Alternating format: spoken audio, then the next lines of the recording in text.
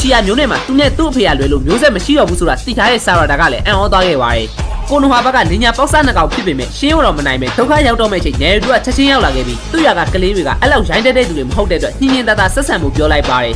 ရှယ်ရင်ဂန်ကိုလည်းတွေ့လိုက်ရတာကြောင့်ဆတ်စကဲပြောတဲ့ကလေးဆိုတာချက်ချင်းသိလိုက်ပြီးမန်ဂေကီကိုရှယ်ရင်ဂန်နေဖြစ်တဲ့အတွက်သူလည်းပွဲချမ်းမှရမယ်ဆိုတာသဘောပေါက်သွားခဲ့ပါတယ်ရှင်းရဲ့မန်ဂေကီကတတ်ထုတွေကိုလူတို့လိုထိချုံနေတာဖြစ်ပြီးခူရာမကလည်းမတက်ခတ်ရတာကြာပြီးဖြစ်တဲ့အတွက်နည်းနည်းလောက်ပျော်ဖို့ကောင်းအောင်လုပ်ကြဖို့ပြောလိုက်ပါတယ်ချိုနဲ့ဆာရာတာကလည်းနယ်ရီရဲ့ခူရာမမုတ်ကိုပထမဆုံးမြင်မှုတာဖြစ်တဲ့အတွက်အံ့ဩမင်သက်ကုန်ကြပြီးနယ်ရီကခူရာမကိုညံ့ညံ့တတလှုပ်ဖို့ပြောရင်းနဲ့ယူလောက်တဲ့ချာဂရာပမာဏကိုအေးအေးဆေးဆေးထိချုပ်ပြီးတက်ခိုက်နေတဲ့သူတို့ရွာရဲ့ဟိုကာကဲနယ်ရီတို့ကတကယ်တိုက်ပြီးဆိုရင်ဒီလောက်ထိလမ်းနေဆိုတာသဘောပေါက်သွားကြပါတယ်ရှယ်ရင်ဂန်အကောင့်လေးကလည်းသူတို့ရှိမှရှိနေရကတလောကလုံးမှာ strong ရဲ့အဖြစ်ဆုံးရှိလို့ပြီးတတမမြဟိုကာကဲဖြစ်နေတဲ့အတွက်နောက်ဆုတ်ကြဖို့ပြောရင်ရှင်းဟိုပါခေါ်သွားခဲ့ပါတယ်